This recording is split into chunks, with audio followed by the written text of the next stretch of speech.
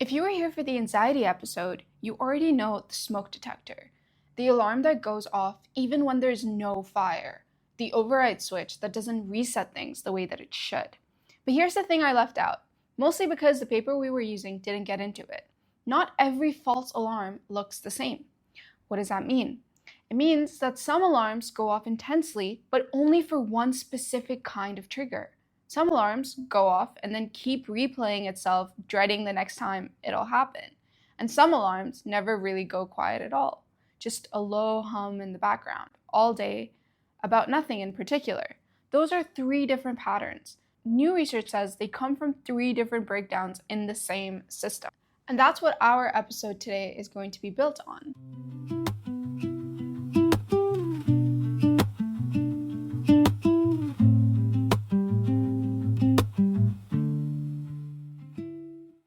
Welcome to Brick by Brick, where we explore mental health research one paper at a time and build something you can hold on to.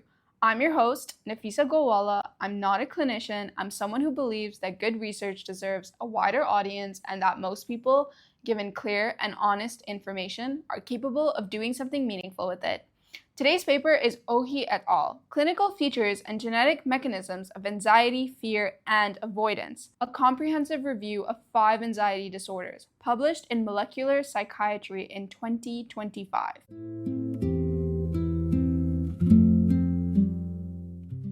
Okay, so anxiety disorders taken together have a lifetime prevalence of around 30%. That's almost 1 in 3 people that will meet criteria for one of these at some point in their life. This paper looks at 5 specific disorders: social anxiety disorder, generalized anxiety disorder, panic disorder, agoraphobia, and specific phobia. Worth noting, OCD and PTSD get left out of this category entirely, even though they used to be grouped with anxiety disorders. They're now classified separately because the actual brain mechanisms behind them are a little bit different. Okay, quick recap from the last episode because it matters for everything that's coming today. Fear is the reaction to something happening right now. Anxiety is your system anticipating something that hasn't happened yet. And then there's avoidance, which is its own piece entirely. Avoidance feels protective in the moment. It genuinely reduces stress immediately, but it paradoxically reinforces the exact fear it's avoiding because the brain never gets the chance to learn the threat wasn't real. Avoid, feel relief, never unlearn the fear, repeat. It's important to know that avoidance isn't the absence of trying to cope. It is a coping mechanism. It's just one that works in the short term and actively works against you in the long term. Here's what's new in the paper. Instead of treating these 5 disorders as 5 separate things, it groups them by how much fear, how much anxiety, and how much avoidance each one actually involves. That gives 3 groups: fear dominant, which is specific phobias and agoraphobia; mixed, which is panic disorder and social anxiety disorder; and anti-dominant, which is generalized anxiety disorder on its own. Okay, so let's walk through all 5 of these, because the specific shape of each one is what makes the 3 group system make sense. First is social anxiety disorder. This is where fear is very high, specifically about social rejection or being judged. Anxiety is high and persistent, often building for days or weeks before the actual event. Avoidance is significant enough to seriously affect someone's social and professional life. Onset is typically early, around age 13.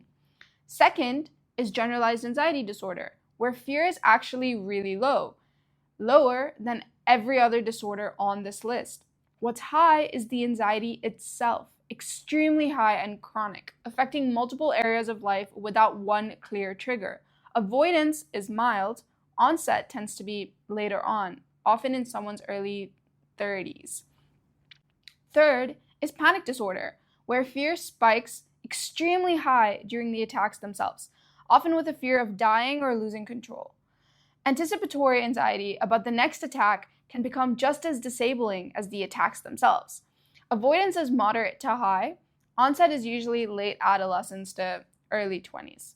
Fourth is agoraphobia, where fear is extremely high, specifically about help that wouldn't be available. Anxiety is high and pervasive, not just in the moment, but in anticipation of entering those situations. Avoidance can become severe enough that people stop leaving the house altogether. Onset ranges from late teens to mid 30s, and it often develops directly out of panic disorder. Fifth, specific phobias, where fear is extremely high but tied to one specific object or situation. Heights, animals, flying. Anxiety in the absence of that trigger is actually moderate, not constant. Avoidance is very high to the point of real lifestyle restriction, and this one starts the earliest of all five, typically in childhood. Five very different experiences, with fear, anxiety, and avoidance showing up in completely different ratios depending on the disorder. Okay, remember the override switch from the last episode? Basically, this was the prefrontal cortex, which is the part that's supposed to assess the situation and reset the alarm once it knows that there's no real danger. What this paper shows is that the override switch isn't one single region. It's 3 different patches of the prefrontal cortex, and which one is underperforming depends on which group someone falls into. So in the fear-dominant group, which is the specific phobia and agoraphobia, the amygdala is hyperactive, firing hard and fast. The region that's supposed to calm it down is called the ventromedial prefrontal cortex. And in this group, it isn't doing its job well enough. Loud sensor, weak regulator.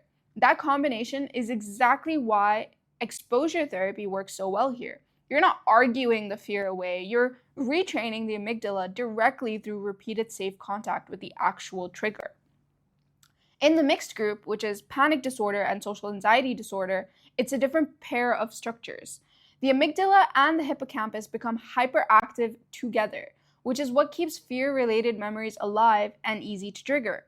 The region responsible for managing is called the dorsolateral prefrontal cortex, and it's also the region most involved in anticipatory anxiety specifically, which is why people in this group don't just fear the event, they fear the fear of it happening again. In the anxiety dominant group, which is generalized anxiety disorders on its own, there's barely any amygdala involvement at all.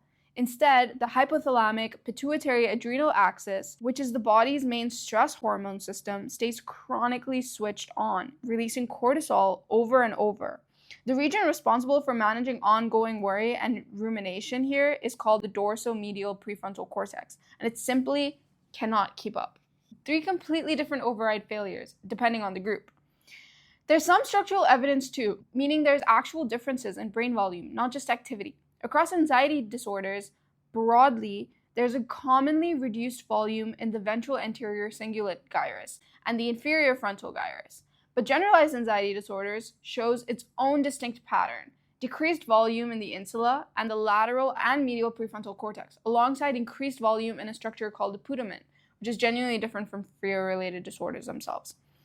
Anyways, last episode, we talked about anxiety having a heritability somewhere between 35 and 50% overall. This paper breaks that down much further, and the number actually shifts depending on the specific disorder. Social anxiety disorder sits between 40 and 60%, generalized anxiety between 30 to 50%, and shares a lot of its genetic background with depression. Panic disorder is around 40%, which is with a clearly increased risk in first-degree relatives. Agoraphobia shares much of its genetic risk directly with panic disorder, and specific phobia ranges from 40 to 60%, depending on the type. Blood injury and injection phobias come in at 60% heritability, while animal or situational phobias are closer to 45%. And here's something I didn't expect going into this paper. Out of fear, anxiety, and avoidance is actually the most heritable of all 3 traits.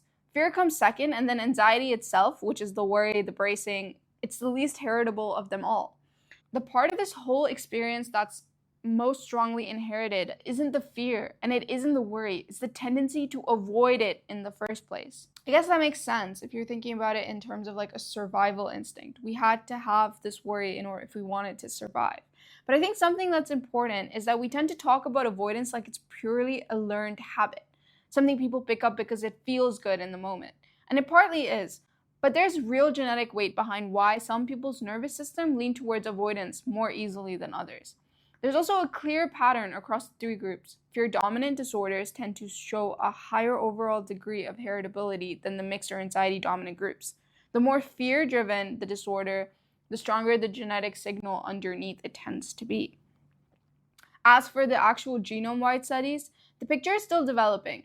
A study on panic disorder alone, with just over 1,000 cases, found no genome-wide specific loci at all, mostly because the sample was too small. But when researchers pooled multiple anxiety disorders to boost the sample size, the generic correlation between them came out to be 0.7, meaning it substantially shares genetics around. And the most recent large study, with over 120,000 cases, identified 58 genome-wide significant loci and pointed specifically towards GABA signaling as a shared mechanism. Okay, this is the part that was the most interesting to me in this paper, and I want to walk through it carefully because it's a bit counterintuitive. Epigenetics is about changes to how genes get expressed, not changes to the genes themselves, mainly through something called DNA methylation, a chemical tag that can turn a gene's activity up or down.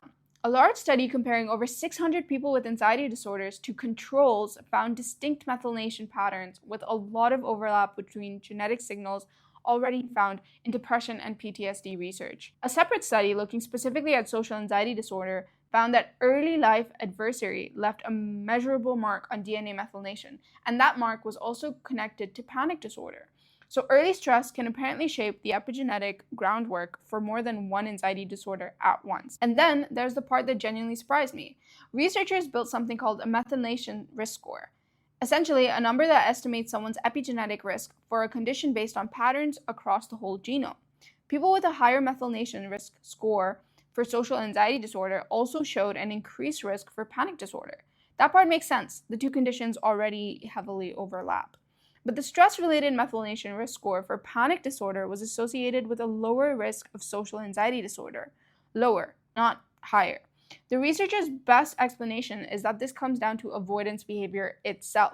If panic disorder pushes someone towards avoiding situations altogether, that avoidance might be functioning as an accidental shield against developing social anxiety on top of it. Which is a strange thing to sit with. The same avoidance we just spent the last section calling out as something that reinforces anxiety and keeps people stuck here might actually be doing the opposite in a different direction. Protecting against one thing while reinforcing another. The nervous system doesn't sort itself into clean categories. It's so much messier than that. So if the override switch fails differently depending on the group, it makes sense that the fix needs to be different too. And that's exactly what the treatment evidence shows. Broadly, international guidelines agree on the same starting point across all 5 disorders: CBT first, medication when needed, and benzodiazepines avoided because of dependency risk. In the fear-dominant group, specific phobias and agoraphobia, exposure therapy is the clear priority. For specific phobia, treatment is almost entirely the exposure component, gradually facing the actual trigger. For agoraphobia, it's exposure combined with cognitive restructuring. Medication generally isn't the first move for specific phobia at all, though it can help with agoraphobia if there's another anxiety disorder layered on top of it. In the mixed group, which is panic disorder and social anxiety disorder, CBT is still preferred, but now it's exposure and cognitive restructuring together.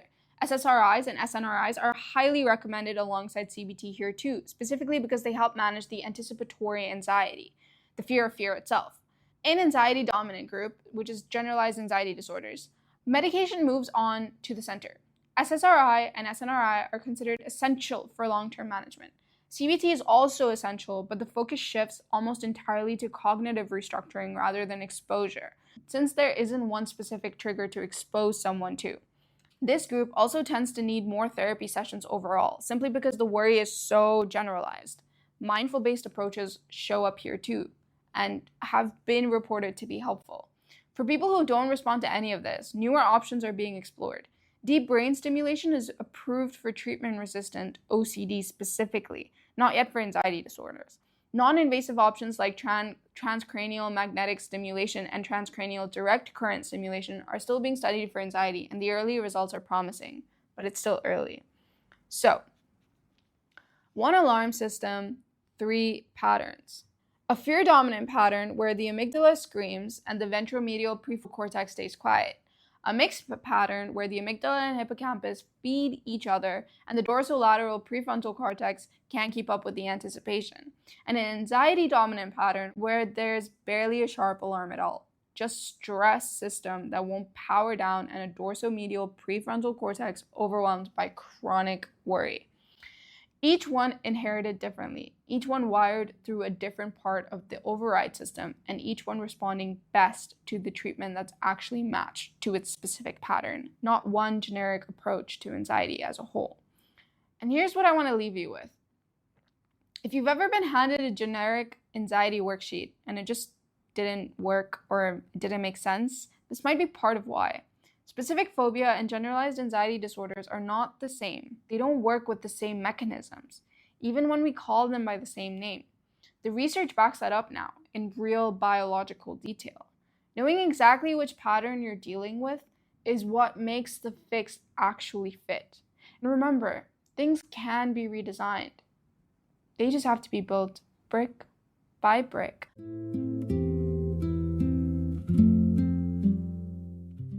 If today's episode helped, share it with someone who needs it. Leave a review if you have a minute. And I'll see you in the next one. Thanks for listening.